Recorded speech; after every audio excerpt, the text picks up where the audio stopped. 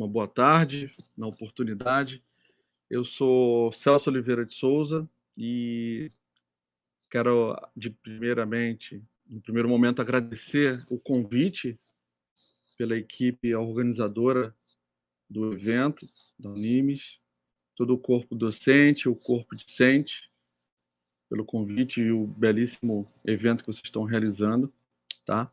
E a proposta hoje é falar sobre um pouco o que estava escrito seria a saúde oral da Curaprox, mitos e verdades, né? Saúde oral aí top, e abordar um pouquinho também dentro do contexto da importância da odontologia hospitalar. Então vocês vão ter um pouco mais de informação. Bom, minha formação toda é em periodontia, sou mestre, doutorando agora, trabalho no HU universitário da FRJ, professor de periodontia e speaker da Curaprox Academy, tá? Então, parabenizar a todos que estão envolvidos na 13ª Jornada de Odontologia da Unimes e agregar que isso é um evento que a gente faz, uma aula relacionada à saúde oral, mitos e verdades. Isso aqui é um pouquinho lá da minha equipe de odontologia hospitalar. Nós temos profissionais estomatologistas, pediatras, nós temos profissionais de diversas áreas dentro da odontologia, nossa equipe aqui, professor Arley, tudo contribuindo para a realização desses eventos de saúde oral, né, dentro do contexto hospitalar. Bom, começar aqui, então, com notícias que são veiculadas em jornal e chama atenção aqui, ó. Receber atendimento em qualquer hospital do mundo é mais arriscado que viajar de avião. OMS em 2011. OMS, mais perigoso ir ao hospital do que andar de avião. Mais uma informação, ó. Ir ao hospital é mais arriscado que viajar de avião. Vocês sabem por que isso acontece? Em 2006 já foi relatado, esse Canadian Patient Safety Institute relacionou então e avaliou que você viajar de avião é muito mais seguro. Os eventos de morte, de vidas que são perdidas, as fatalidades relacionando viajar de avião com hospitalização são muito menores, tá? Então você se internar é um evento extremamente perigoso, tá? Por que isso? Isso tem a ver com processos. Até o Bill Clinton, ex-presidente americano, tem livros sobre isso, em função de uma prima dele que faleceu por uma falha, um erro médico. Infelizmente, é muito comum, não só no Brasil, mas no mundo como um todo. A partir daí que eu começo a minha abordagem. A literatura que se tem é um manual, eu me baseei de 2012 da organização aí do governo de São Paulo. Quem quiser pode, ele está disponível na internet, um QR Code, quem quiser. E nele tem vários tópicos que eu me baseio e acho extremamente interessante, que vale a pena até para que vocês que estão construindo esse pensamento tenham, tá? O que ele fala, então, sobre a odontologia hospitalar? Ele define como um conjunto de ações que devem ser preventivas, de ações diagnósticas, terapêuticas e paliativas até na saúde bucal. Ele bota bucal, mas eu prefiro oral, né? Que são realizados no ambiente hospitalar e vão funcionar em conjunto com uma equipe multidisciplinar. A gente vai entender isso mais à frente. E o que é feito na odontologia? A odontologia hospitalar é feita somente no ambiente de UTI? Né? Faço a pergunta para vocês. Dou a resposta aqui que não, que ele é um conceito extremamente mais amplo.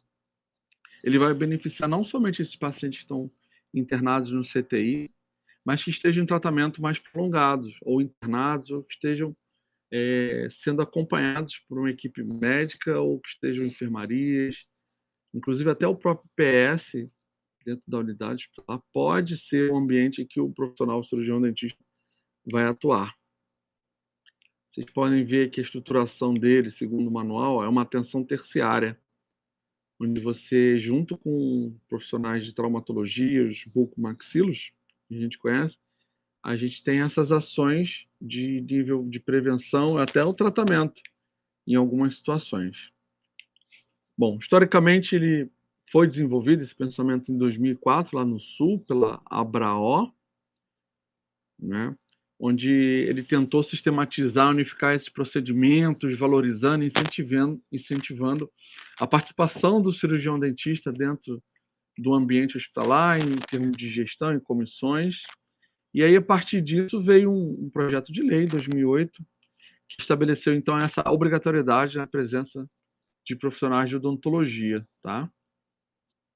Foi todo o início desse processo. Em 2010, através de uma resolução da diretoria colegiada, que quer dizer RDC, da Anvisa, é o documento emitido pelos diretores, número 7 de 2010, ele fala sobre os requisitos que são mínimos para o funcionamento de uma unidade de terapia intensiva e outras providências. E ele já contempla, vocês perceberem aqui, ele já contempla, inclusive, no seu artigo 18, a assistência odontológica. Ela deve ser garantida por meios próprios ou terceirizados os seguintes serviços à beira do leito, ó. Entre a atividade nutricional, a terapia, assistência farmacológica, fonoaudiólogo, psicológica, clínica, a nossa ação da assistência odontológica dentro desse ambiente, ó. Então, a gente tem um respaldo pelo colegiado da Anvisa, justamente para que tenhamos uma ação dentro dessas unidades, tá?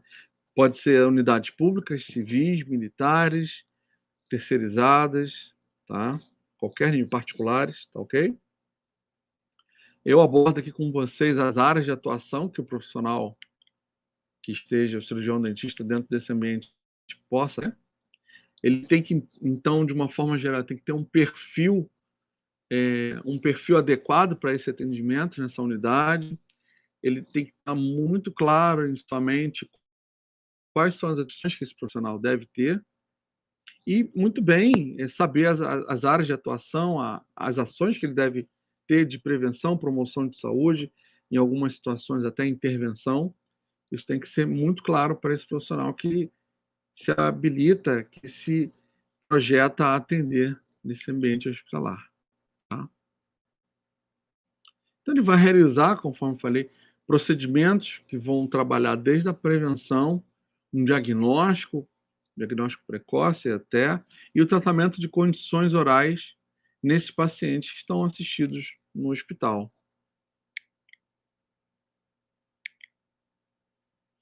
E aí você tem um rol enorme de ações que nós podemos atuar, que vocês formandos, ou talvez já tenham até uma disciplina dentro do instituto de vocês, que trabalha com os pacientes que estão em terapia oncológica, que já foram submetidos ou serão submetidos a tratamentos tanto de rádio, de químio, pacientes que vão submeter a cirurgia de cabeça e pescoço, os cardiopatas, pacientes portadores de nefropatias, os transplantados, que estejam em tratamento psiquiátrico ou alguma deficiência mental, doenças infecto-contagiosas, os próprios internados de CTI, né, que é o que, no primeiro momento, você tem o entendimento da odontologia hospitalar, e até doença falciforme, alergia e até outras situações. E de atendimento que você pode oferecer, que pode ter uma ajuda para os seus pacientes, situações como trismo, extremamente comum nesses pacientes que estão internados, estão fazendo quimio ou rádio, ageusia ou digeusia, alteração ou não ter o gosto, né? O paciente relata que não tem o gosto, muito comum agora por causa da Covid, ou associada ao uso de medicamentos, também você pode ter uma alteração muito forte em função dos medicamentos. A quimioterapia também pode promover, a radioterapia, tá? Então, o profissional deve estar atento e prevenir antes que possa aparecer uma ferida, uma lesão, em função dessa perda, dessa hipossalivação, por exemplo, né? Cárie de radiação também comum, osteoradionecrose, as infecções orais do tipo do grupo do herpes, Epstein-Barr, do megalovírus, hemorragias, processos infecciosos, a própria mucosite oral, que é uma sequela do uso da quimioterapia em função dos medicamentos.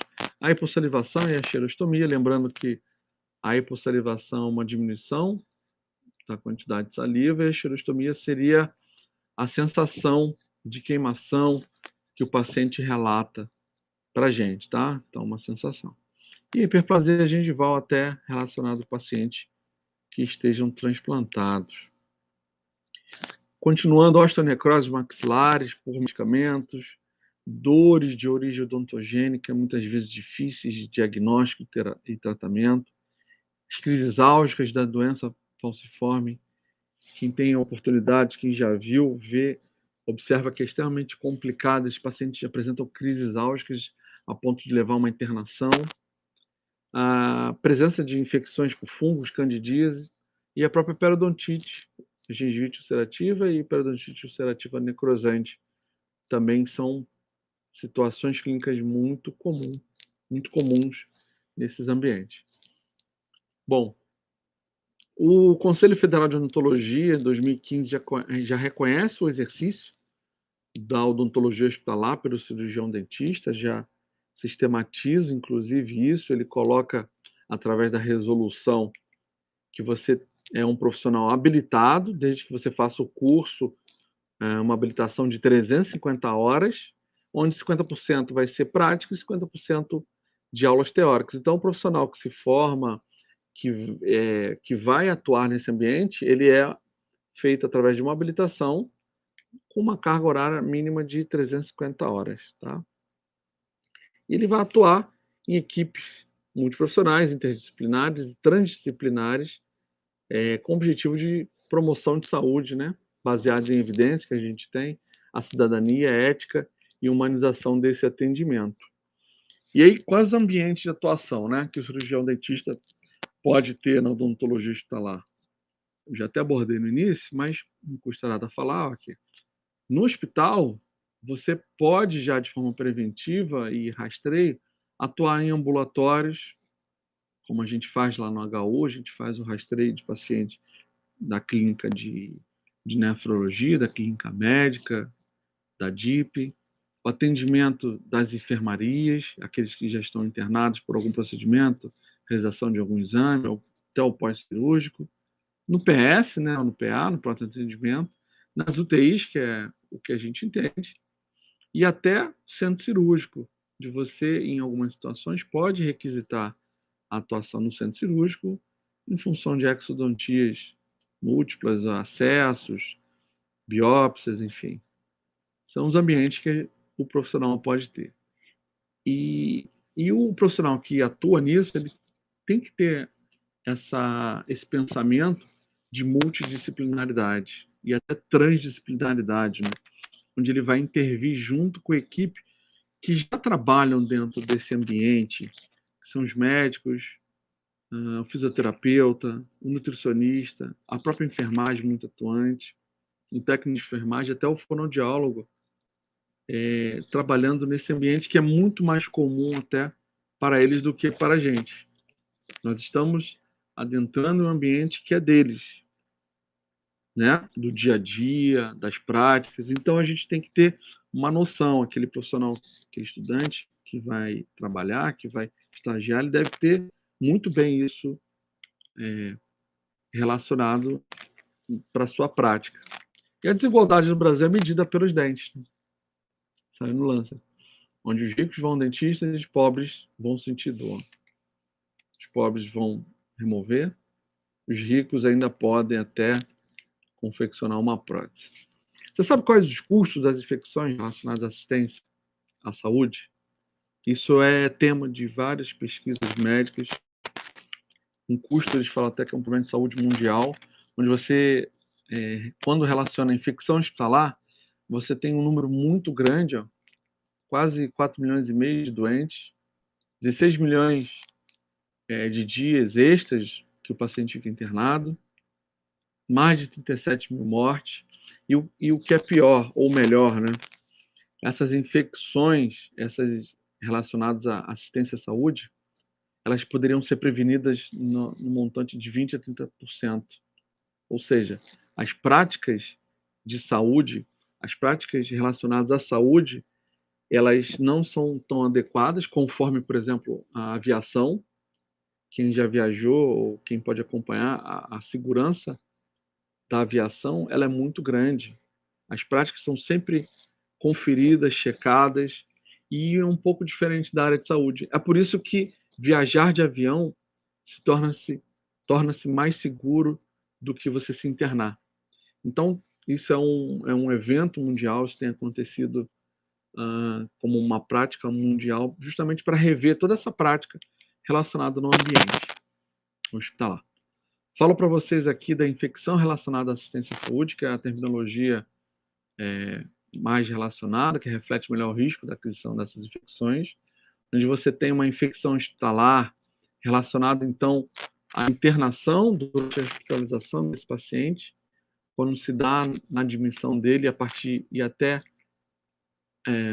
de 48 horas após essa internação, e até eventos de pneumonia associada à ventilação mecânica, quando ele já está internado, e a partir de 48, 72 horas você tem uma mudança desse biofilme, segundo esse manual da Anvisa aqui de 2013. Se quiser, tudo disponível na internet. E aí a gente fala da infecção pulmonar, os manuais relatam essa pneumonia que está relacionada à infecção do parênquima pulmonar, causada por diversos agentes infecciosos, pode ser bacteriano, pode ser viral, pode ser fúngica, inclusive, né? Estou passando aqui. Ele repetiu aqui. E aí essa infecção pulmonar, principalmente relacionada às nossas atividades, ela é relacionada, então, à aspiração de conteúdos da orofaringe. A própria saliva pode ser um meio de veículo para a infecção pulmonar. A inalação de aerosóis infectados, você realizar alguma atividade, ele, né, broncoaspirar isso, ou inalar. A disseminação de infecções contíguas, a região, você pode ter uma ferida na região e essa ferida pode carrear, então, essas bactérias podem ser carreadas para o pulmão. E até a disseminação hematogênica de áreas extrapulmonares, por exemplo, trato gastrointestinal. A própria doença periodontal, a periodontite, pode ser um foco dessas bactérias que vão, então, estar relacionados com a infecção pulmonar. E o que a literatura mostra é que fatores de riscos nosocomial estão relacionados com os pacientes que são acima de 70 anos, que estejam internados em UTI, CTI, fazendo algum tipo de imunossupressão, ou estejam imunossuprimidos pela própria doença, ou que submeteram-se a procedimentos cirúrgicos prolongados, tá? Isso aqui é um exame que é feito pela equipe de fonologia, mostrando aqui a deglutição. Ó. Você, paciente normal, ele vai ter esse movimento aqui de deglutição, tá? Você ingere o líquido, ele vai totalmente lá para onde ele deve ir, não existe nenhuma broncoaspiração. Ele percorre o caminho que deve ser, diferentemente de um paciente que já tem algum problema e você acaba broncoaspirando parte desse líquido. E aí isso aí pode ser essa deglutição atípica, ó, ele engasga lá, tossindo o reflexo, até para expulsar esse líquido que não deveria ir para os broncos, né, para o pulmão. Enfim, um quadro de deglutição atípica que é muito comum e que vai aumentando com a idade, e principalmente pacientes que estão internados. Tá? Então é muito comum e aumenta a chance de você ter essa infecção. De 48 a 72 horas após a admissão hospitalar, a composição desse microbioma, como é chamado hoje, antigamente chamava-se de microbiota, ela vai se modificar. Então você vai ter uma mudança e um predomínio de patógenos gram-negativos, e esses são relacionados à pneumonia nosocomial. Tá? manuais da Anvisa falando. E aí eu falo para vocês aqui relacionando com a doença periodontal, periodontite, como a gente chama, né? Imaginando os pacientes hoje, esses pacientes com 28 dentes, tendo o que antigamente falava-se de uma periodontite moderada, severa, tá? Se você imaginar que ele tem toda essa superfície do epitélio da bolsa que esteja em contato direto com esse biofilme, o professor Roy Page, em 98, relacionou, então, uma área de 72 centímetros cúbicos, tá? Que seria equivalente a esse quadrado azul aqui, ó. Imagina. Então, você, com uma doença periodontal de leve e moderada, você teria uma área equivalente de biofilme, de bactérias, de produtos dessas bactérias, o equivalente à palma da sua mão. Imagina, você ter uma ferida dessa proporção no teu organismo e de forma silenciosa. É o que a gente encontra muito comumente. Vou passar um filmezinho aqui bem rápido. O filme está em francês, mas dá para entender. Sobre o biofilme. As infecções que são associadas ao biofilmes. As bactérias podem estar de forma planctônica, mas em mais de 80% elas se organizam em biofilmes. Esse biofilme vai colonizar essas regiões, principalmente próteses orais, ali no caso era de joelho. E essas bactérias que estão soltas, de forma, né, planctônicas, são suscetíveis a próprio sistema imunológico, ao antibiótico. Então elas vão se juntar, elas naturalmente vão ter esse instinto de se juntar e elas vão se organizar e criar esse ambiente favorável para elas poderem aumentarem, crescerem. E elas vão maturando. À medida que vai ocorrendo a formação de camadas desse biofilme, você vai criando um ambiente. E aí, esse ambiente de biofilme é favorável a que antibióticos, células imunitárias não penetrem nesse biofilme. O biofilme, segundo o professor Denis, fala que é baba-papá, é um algodão doce colonizado por bactérias com um gel. Exatamente essa imagem aqui que a gente pode observar. Tá? Então, essa pneumonia associada à ventilação mecânica, muito comum, após os pacientes se internarem, ela vai aumentar, que vai aumentar o risco para infecção, para pneumonia. E após 3 dias de internação, vocês viram que elas vão se formando camadas e vai aumentar, então, vai criar um ambiente favorável para o crescimento, a produção, aumento desses patógenos gram-negativos. E aí a intervenção na saúde oral, a intervenção desse biofilme, principalmente a desorganização, é extremamente importante. Ó. Aqui estudos mostrando que a higiene oral nesses ambientes, pacientes internados, ela é eficaz. Ó. Você diminui até 40% de chance de desenvolver pneumonia associada à ventilação mecânica nos pacientes enfermos. O que é? É você realizar a higiene oral com clorexidina nesse ambiente. Você reduz até 40%, eu já li até 50% o risco de infecção hospitalar. Um outro estudo realizado aqui no Rio de Janeiro, o professor Tinoco e Fischer, Ricardo Fischer, aqui da UERJ, ele mostrou a presença desses patógenos respiratórios nos pacientes internados e conseguiu até qualificar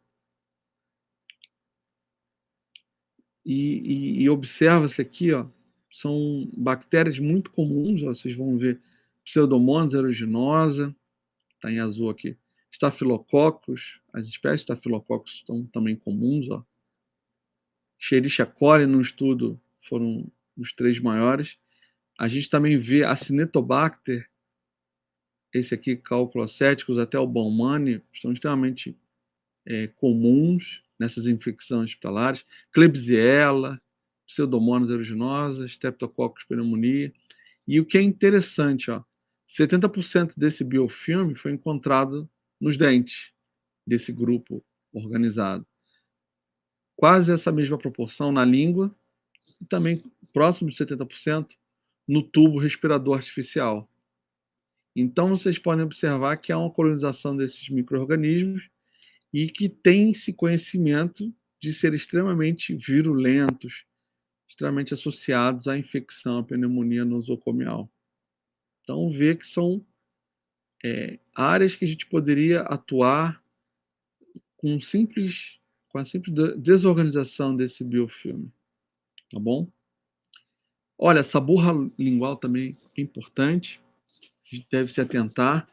O biofilme lingual, ou saburra lingual, ela é formada, então, pelos mesmos motivos que o biofilme oral, pelos restos, acúmulo de restos alimentares, células descamadas, fungos, bactérias, enzimas que estão nesse processo da digestão, e é o maior nicho de matéria orgânica estagnada, né? Onde há uma tendência à formação de compostos forosos voláteis, né? Aquele cheiro de enxofre muito comum. E à medida que você tem um aumento dessa espessura, 0,2 milímetros da espessura, você já tem uma facilitação, uma condição de anaerobiose. E dá por volta de 10 a sétima potência de bactérias, quando você já tem uma espessura maior. Tá? Então, isso aqui é biofilme puro. E é uma das áreas de atuação que a gente deve realizar e até orientar para a equipe de enfermagem. Então, nesse ambiente, você tem que ter noção de que deve ser removidos esses focos inflamatórios, infecciosos, principalmente de sintomatologia dolorosa decorrente de saúde de problemas orais, tá? Onde você, de uma forma simples, uma escovação dentária supervisionada, uma raspagem periodontal, realização de adequação no meio oral com restaurações funcionais, o enômero de vidro, a resina fotopolimerizável, e até o uso do laser são extremamente importantes esses itens nesses ambientes hospitalares, tá? Então, são ações de baixo custo e que têm um alto impacto positivo, que são considerados de mínima intervenção, mas têm um alto impacto no desfecho. Você oferece qualidade para o paciente e oferece saúde com essas ações que eu destaquei aqui do lado, tá? Tudo isso é encontrado em literatura.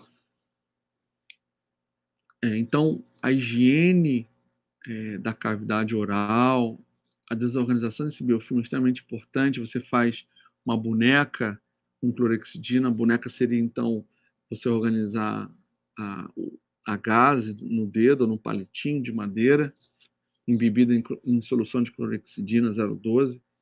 A hidratação dos lábios, hoje você observa com óleo de coco, vitamina E também, você pode estourar a vitamina e hidratar o lábio para eles não ficarem ressecados.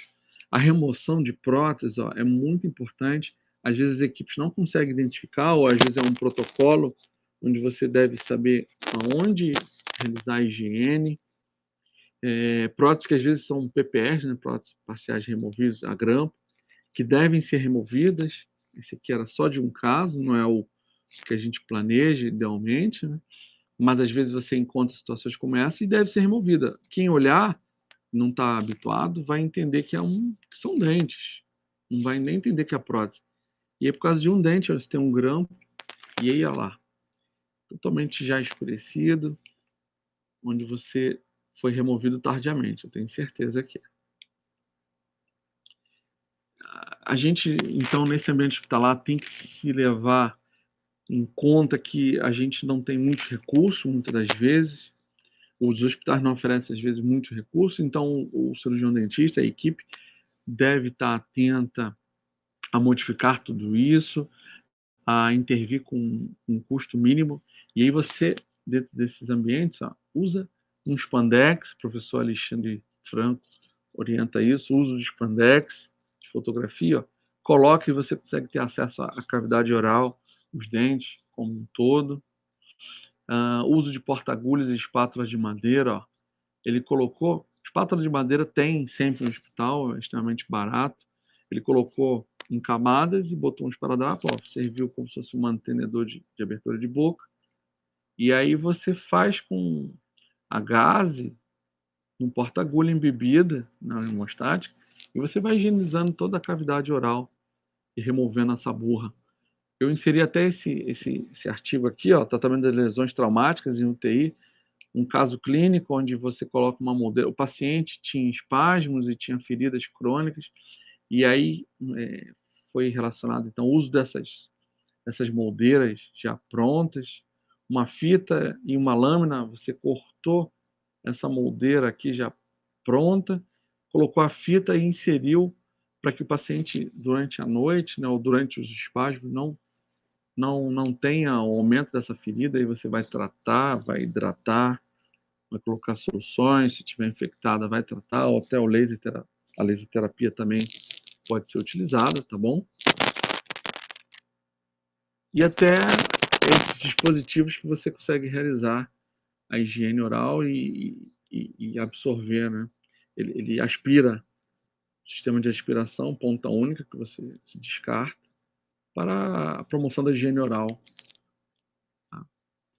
Falo para os senhores e senhoras, então, a escovação ou a desorganização desse biofilme lingual, dessa saburra, é extremamente importante, onde você tem esses dispositivos aqui, ó. Esse aqui é o tongue, é a escova tongue, onde você tem uma superfície mais baixa, né? A plataforma dele é um pouco mais baixa que a escova comum. E a gente tem já literatura mostrando que essas escovas conseguem remover até o dobro desse biofilme. E você não, um paciente que está acordado, que está cooperativo, você não tem aquele reflexo de vômito, que é muito comum quando você usa a parte de trás da escova lá. Você consegue remover o biofilme até quase que do meio da língua e faz esse movimento, olha ali, né? Além desse dispositivo, você tem aquele outro que é um higienizador lingual, né? A gente não pode falar que é escova lingual, mas é um higienizador, sempre desorganizando esse biofilme para a região externa do organismo, tá? E você tem esse acúmulo, olha ali essa borra lingual. Essa é a mão do paciente, e aquele que está de luva é um profissional. Olha ali, biofilme que se forma, que está sendo removido, tá bom? Ó, tá bom? Vamos avançando aqui. A gente relaciona essas doenças periodontais até o Covid hoje em dia. O professor Mariano Sanz, agora em 2020, 2021, e até por esses posts da professora Mariana Fogaça, os pacientes que têm periodontite, e eles vão apresentar 3 vezes mais chances de internação em UTI quando eles têm Covid. Eles têm uma chance 4 vezes maior de necessidade de ventilação mecânica. O paciente com periodontite apresentar essa chance maior do que a população que não tem periodontite de ventilação mecânica. E, pasmem aqui, 9 vezes mais chance de morte por Covid. Então, o paciente com periodontite ele está exposto a um desfecho muito mais perigoso, um desfecho de morte, inclusive, maior do que a população em geral. Mais do que nunca, sugiro aqui o uso de cremes dentais que não tem lauril sulfato de sódio ou um tratamento por enzimas, que é o que as escovas, que as pastas se propõem a fazer. Esse aqui, a Enzicol 1450 e 950, eu selecionei, então, para que possam ser usados nesses ambientes, porque eles não têm o lauril. O lauril está relacionado a uma inflamação das mucosas. Essas inflamações das mucosas, imagina, se o paciente já tem o risco de ter uma periodontite ser internado, você vai, então, higienizar com dispositivos, com cremes, que vão aumentar a inflamação, o risco de aparecer infecções? Não, você tem que pensar, então, em utilizar pastas. Não existe só essa, existem outras no mercado, mas essas aqui ainda têm um RDA baixo, você tem uma chance de mineralizar ainda o esmalte de uma forma menor do que comparado com outras pastas, né? Então, você vai ter uma proteção das mucosas e aparecimento, prevenindo o aparecimento de aftas e ulcerações de uma forma geral. Para quem não conhece, tem essa escova surgical, idealizada pelo professor Nicholas Lang. Em 2019, quando ele veio aqui ao Brasil, eu tive a oportunidade de conversar com ele. Ele desenvolveu essa escova surgical, extremamente macia. Eu tenho utilizado pacientes que estão fazendo quimio, radioterapia. E até a aquisição, em 2020, do Perio Plus, onde você tem um sinergismo da clorexidina. A proposta é uma clorexidina junto com um bioflavonoide chamado Citrox. Você tem esses 4 apresentações. Vou passar aqui rápido, mas quem quiser depois pode olhar lá no site da CuraProx. Você tem propriedades e já foram estudados pelo professor David William, na Universidade de Cardiff e até no Canadá.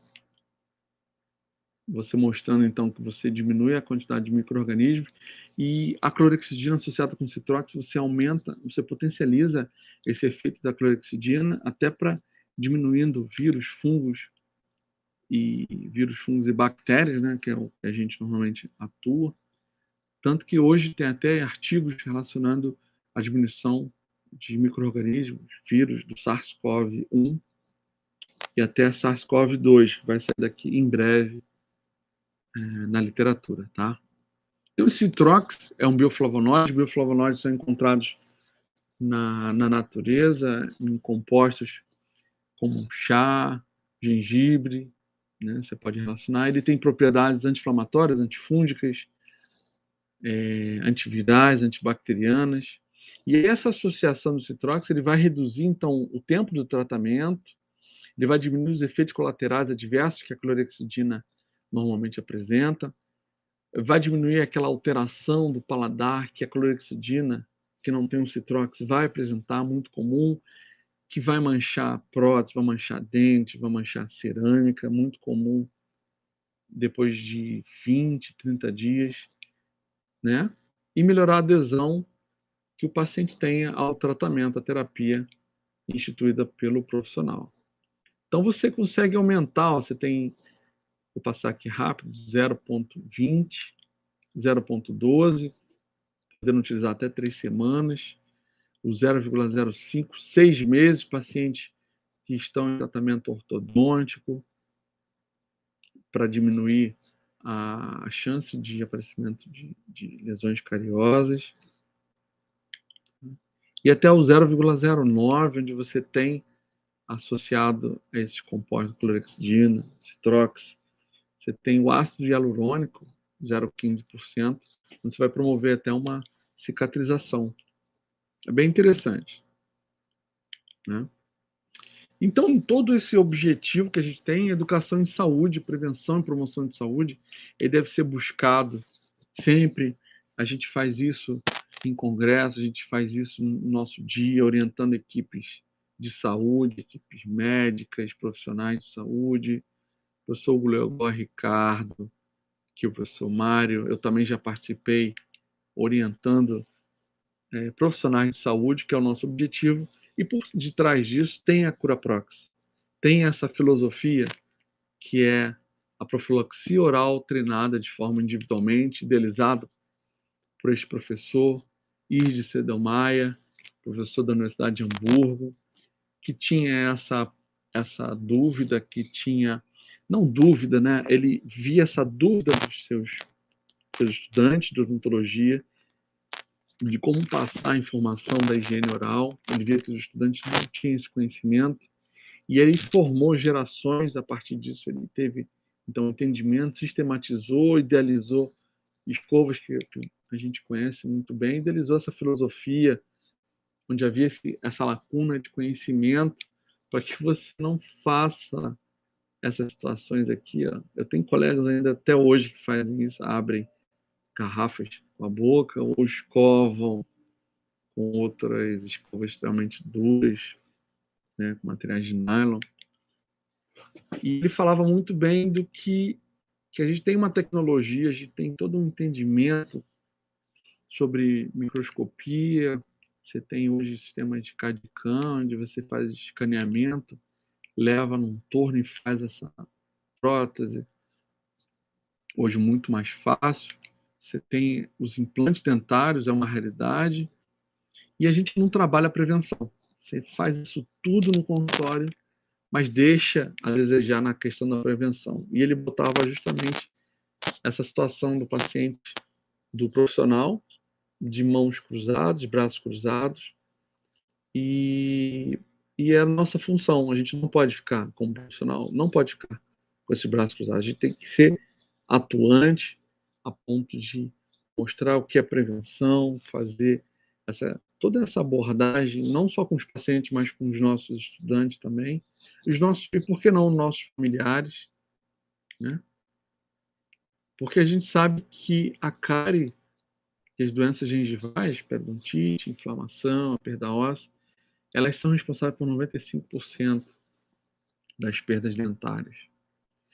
E aí o biofilme que eu mostrei naqueles filmezinhos, né, a colonização desse biofilme nessa região é o ponto máximo, o ponto que a gente deve intervir. A gente não pode deixar que isso seja comum. A gente deve intervir removendo, desorganizando esse biofilme através de preparação, de estudos, orientação do seu paciente, orientação dos seus estudantes, treinando, né, gente? É estudando e treinando uma realidade, tá?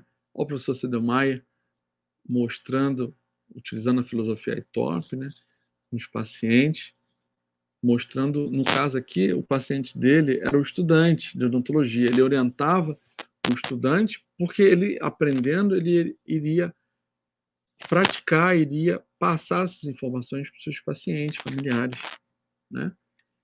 E a filosofia é baseada numa descontração, uma motivação dessa higiene.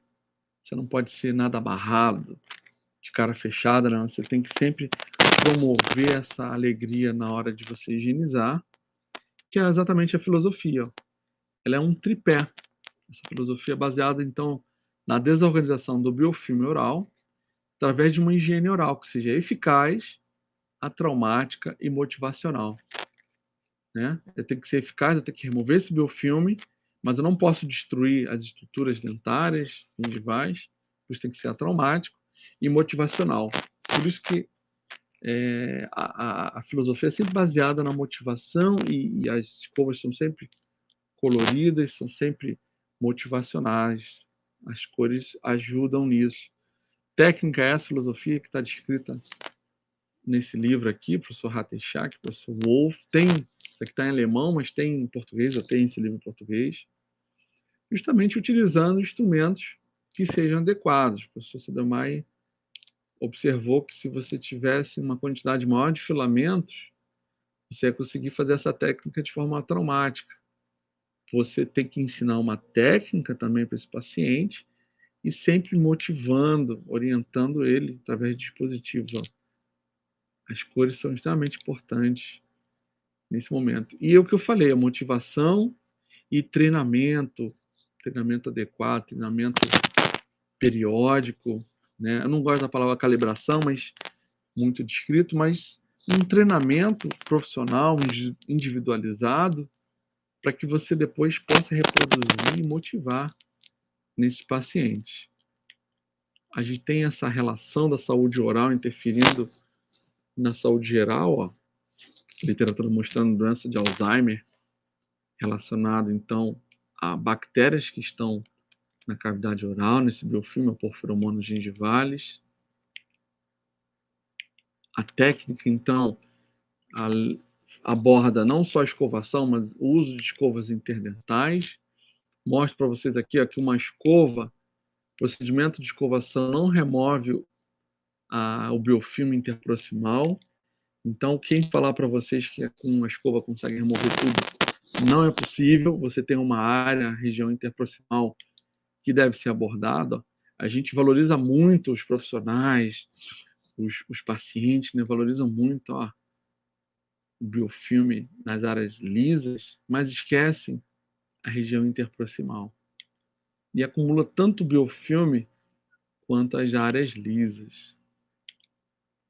Tá? Um aviso importante, sempre quando a gente usa essas escovas na primeira vez, existe o risco de sangramento, porque é uma região que a fita ou fio dental não consegue remover por completo. Ó. Essa região interproximal dos dentes, um dente que foi cortado, são áreas côncavas, então o biofilme não consegue. Ao passo que se eu usar uma interdental, eu vou conseguir remover mais esse biofilme. E a gente já tem há bastante tempo, o professor Hugo, um dos incansáveis, lá fora também, relacionando então o controle desse biofilme interproximal de dentes e pacientes que têm próteses, deve ser feita de forma periódica, desde 2016. Ó. Vou avançar aqui. Ó. As escovas interdentais, então, foram desenhadas, professor Cedel Maia, a terem um desenho, foram desenhadas para que não ofereçam um trauma na região. Ó. Elas são extremamente delicadas e você deve respeitar esse acesso, esse diâmetro de acesso que é diferente do diâmetro de efetividade, que as escovas interdentais da Coroprox conseguem. Ó. Elas respeitam, são de materiais de Curem também, mesmo que as escovas 54TC, que a gente conhece muito bem, e diferente do que existe no mercado, que são extremamente mais grosseiras, ao fio mais grosso e o aço também maior, podendo não remover o biofilme de forma adequada e até oferecer o risco de machucar essa região interproximal. Para nossa felicidade, agora em março de 2020, foi relatado, foi descrito esse guideline dentro do professor Mariano Sanz, mais uma vez, orientando os pacientes com periodontite estágio 1 a 3, o guia de orientação, de uma forma resumida aqui. Ó. A discussão deve ser, então, de um plano de tratamento individualizado, onde você vai usar para remover esse biofilme dispositivos para limpeza interproximal, ó. Escovas interdentais devem ser orientadas profissionais, sugerindo então o uso de interdentais para limpar, para higienizar essa região interproximal. Então, o que o professor Sedelmaier falava desde a década de 70, hoje em 2020 a gente já tem a ratificação de tudo isso para você ter uma higiene oral adequada. Depois você registra toda essa higiene oral que o paciente faz.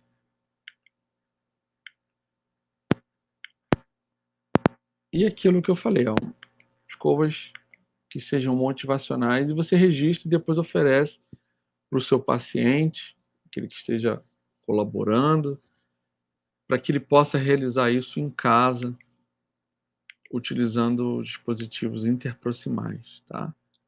Então, aqui o paciente que tem prótese, mais do que nunca ele deve ter, então, deve ser orientado a usar essas escovas interproximais, a ponto que o paciente, no próprio consultório, ele foi orientado e ele hoje sabe fazer o uso dessas interdentais, foi classificado qual escova ele deveria usar, né? Você tem até um dispositivo, uma sonda que você calibra e avalia qual escova, antes era vermelha, nessa região dos incisivos centrais, amarela. E continuando aqui, ó, medidas de prevenção da infecção relacionada à assistência à saúde, da Anvisa 2017, aborda, então, que a higiene oral com o uso de antissépticos deve ser um item importante para a segurança do paciente. Além de outros itens aqui, como manter decúbito elevado, avaliação do nível de sedação para você diminuir essa sedação, aspiração de secreção. Então, a higiene oral é um dos capítulos que já foi relatado pela Anvisa, agora mais próximo, 2017, que faz com que a gente tenha um respaldo e tenha uma atribuição muito forte. Ó. Pacientes internados, isso aqui é a minha experiência no hospital universitário, paciente HIV positivo, um quadro neurológico reversível de coma, ele tinha dispositivos ortodônticos, brackets, e aí a equipe de enfermagem está atuante, porque eu sei, porque não tem biofilme aderida, e aí a equipe de odontologia foi chamada para atuar, e a gente resolveu, em conjunto, que a melhor forma seria a remoção desses brackets. Então, eu convoquei a colega que fazia ortodontia com um aparelhinho para remover isso na semana seguinte, porque já é difícil higienizar esse paciente. Imagina com brackets, né? Então, na semana seguinte foi removido, ó, vocês podem ver. E mesmo, lembra que eu falei que a equipe de enfermagem fazia essa higiene bem feita? E mesmo com a higiene bem feita que a gente acha ali, ó, em volta amarelada, ó, biofilme que vai se formar sempre. A gente não consegue esterilizar a boca, né? Quem fala isso não sabe exatamente. Você não esteriliza, você apenas diminui a quantidade desse biofilme a ponto de ser compatível com saúde, não é verdade? Outra situação clínica, um paciente jovem, câncer de laringe por HPV, um vírus muito comum em mulheres, mas que a gente tem observado estar muito comum em homens também. E aí foi feito esvaziamento cervical e ele iria submeter à radioterapia. Então, uma avaliação odontológica de rotina. A gente faz a avaliação clínica, um exame panorâmico desse paciente. E a gente viu que o dente 38 estava num posicionamento inadequado, onde ele iria submeter a uma radioterapia de cabeça e pescoço, onde ele não poderia ter intervenções aí, a literatura fala mais do que 5, 10 anos. Outros falam que o paciente que submete a rádio não fica a mesma coisa, esse osso fica muito comprometido. Então, foi feito o planejamento de remoção desse dente 37, mas infelizmente, ó, percebam que esse aqui é o dente 37. Na radiografia, então, a radiografia já até aparecia na panorâmica, né? Uma imagem aqui radiolúcida. Só que ele teria que fazer um momento de coroa clínica, onde não seria possível pelo tempo que ele já tinha de planejamento de radioterapia. Ele já tinha feito a malha até, a máscara, onde você já, quando faz a máscara, você já tem a data já marcada, então não teria tempo de fazer esse aumento de coroa clínica do 37. E, infelizmente, além do 38, ele teve que remover o dente 37. Esse aumento de coroa clínica seria relativamente simples, procedimento simples para remover a cárie, colocar o espaço biológico, remover o osso, mas infelizmente não foi possível em função do tempo dele. Outras situações clínicas, ó, um quadro clínico de reação rancênica ou manifestação de Lúcio, muito comum, paciente que tem hanseníase virchoviana ou lepromatose, ele começa a aparecer inúmeras feridas pelo organismo todo e muitas das vezes, ó, é desencadeado por uma inflamação, uma infecção oral, e que era o caso dele. Uma vez que ele saiu dessa crise que motivou a internação, a gente depois interviu e removeu todos esses restos reticulares, remanescentes reticulares e adequação, tá? Adequação do meio oral, para ele poder não apresentar esses quadros novamente, né? Quadro de imunossupressão, isso aqui foi no consultório, isso foi até no consultório particular, mas poderia ser no consultório ambulatorial ou de qualquer um aqui. A paciente nessas imagens, clinicamente, ó, a perda de papilas, inversão das papilas, áreas de necrose,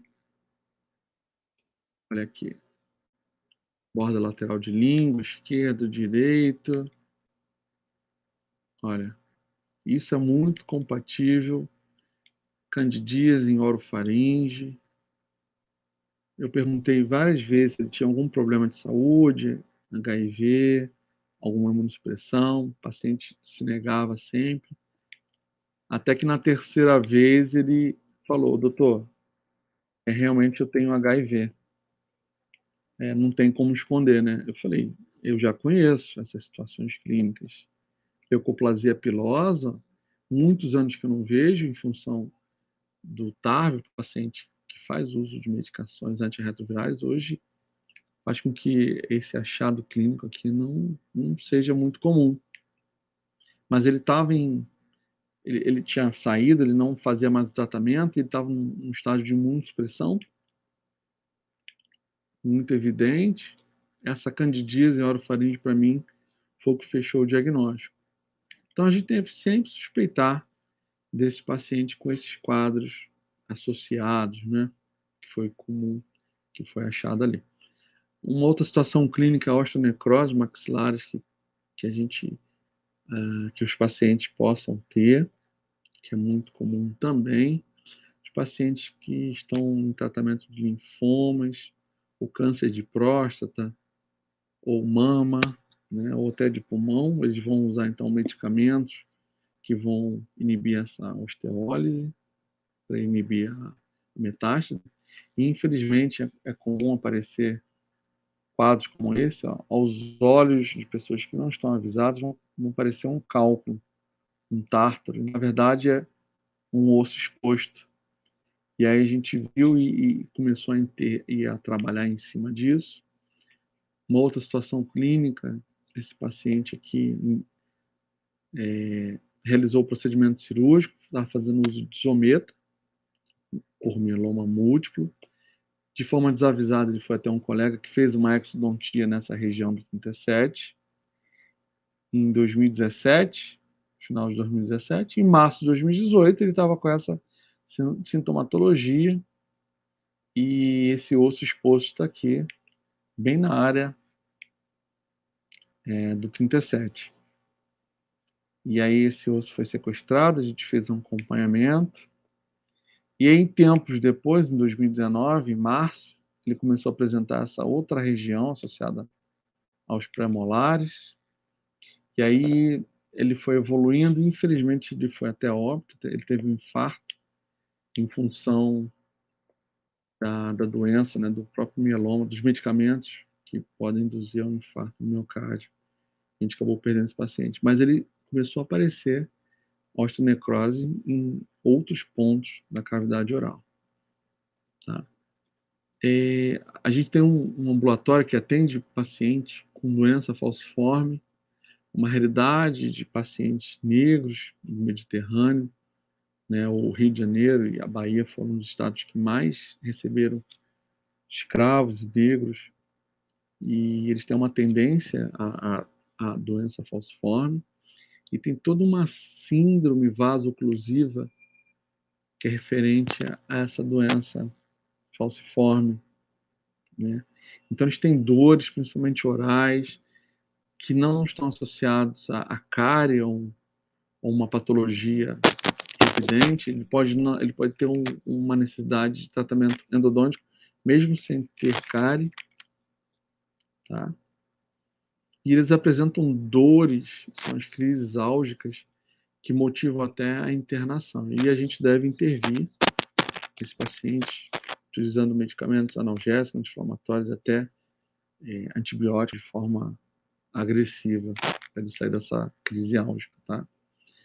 Bom, caminhando para uma parte final, a gente caminha, né, para uma legislação, uma lei a nível Brasil, que a gente ainda não tem. No país todo, você tem os casos positivos, em hospitais de Brasília, no Sul, onde você consegue reduzir até a infecção, a pneumonia nosocomial, justamente por ter um profissional nesse ambiente hospitalar. E o nosso futuro é justamente o conselho atuando, isso aqui foi em 2019, 2020, onde havia o veto presidencial, havia a possibilidade do veto presidencial, o presidente vetou depois disso. E a gente sabe que existe uma economia de quase 4 milhões ao ano de pacientes que estão internados. E essas internações por mucosite, só com a intervenção, a redução de quase 50% do risco de desenvolver a pneumonia, só com um profissional habilitado, atuando nesses ambientes. E você tem, por dia, uma economia de quase R$ 2.850 apenas um único dia de internação.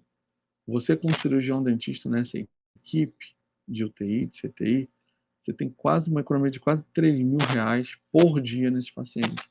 A ponto que eu ouvi até de um diretor de hospital falar que eu preferiria ter um profissional aí a ponto de evitar de cair em situações como essa. Isso reflete aumento de tempo de internação. O paciente que vai ter uma infecção oral, uma mucosite, ele aumenta o tempo de internação, ele aumenta a quantidade de antibióticos, de medicamentos que são usados, estão caríssimos, novos, modernos.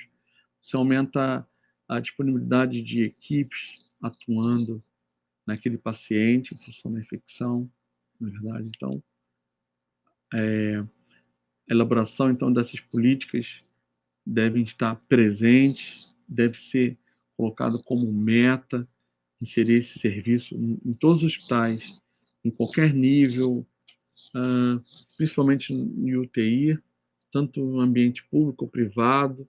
Esses profissionais devem estar habilitados, devem estar conscientes e estudando de uma forma permanente, né, para que aumente a qualidade.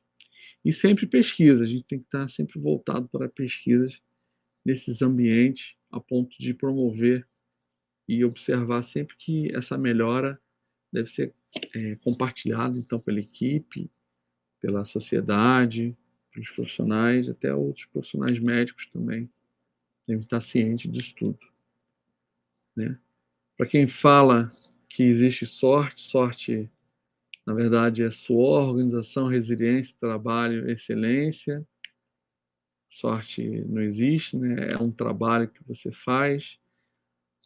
Falo aqui da nossa liga com o maior orgulho, estomatologia e odontologia hospitalar, que a gente conseguiu organizar esse ano, ainda não está efetivamente, mas a gente está se organizando, está atuante com nossos acadêmicos, e eu vejo isso muito em vocês, acadêmicos, essa vontade de trabalhar, de conhecer sempre, né? E eu, junto com o professor Giovanni, trabalhando em prol dessa liga, a gente faz de tudo e ajuda a colaborar e difundir todas essas informações, não só para a nossa classe de odontologia, mas para outros profissionais, né, que a gente abordou até aqui, em prol dessa atividade que eu acho extremamente importante. E para fechar aqui, ó, um relato aqui do Dr. Rafael Chamar, intensivista, ele fala que o paciente não é só o paciente, ele é a pessoa mais importante da vida de alguém. Se a gente então ter o entendimento que ele é um paciente que é responsável por uma família, ele é filho, ele é pai, ele é mãe, ele é tio, sobrinho, e ele é o agente mais importante na vida de alguém, é o mais importante que eu vejo, é a valorização desse paciente e fazer de tudo para que ele consiga ter a saúde e ele consiga voltar para casa, né? Dia dos Professores, passado dia 15, essa equipe aqui que eu tenho o maior orgulho, sou Hugo, Eduardo, olha, esse aqui é uma pessoa conhecida aqui, Camila Nawati, são profissionais extremamente competentes, tenho o maior orgulho de trabalhar, e essa literatura, quem tiver oportunidade, esse aqui está disponível na internet, fundamentos vocês podem comprar, e esse aqui também. São livros que eu utilizo no meu dia a dia, que vai ser muito útil para todos vocês, tá? Minhas referências aqui, quem tiver disponibilidade, quiser realizar um curso aqui pelo Rio conosco, realizar o acompanhamento no Hospital Universitário Clementino Fraga Filho aqui da UFRJ, acompanhamento ambulatorial, clínico e até de CTI, existe um curso livre, um curso que não se paga. E é só fazer a inscrição aqui. Por 6 meses, vocês estão convidados. Seguem os meus contatos. Desejo um ótimo dia para vocês e fico à disposição para dúvidas ou situações que vocês queiram compartilhar comigo, tá bom? Desejo a todos um bom dia e boa continuidade de congresso. Um grande abraço a todos, saúde, até a próxima.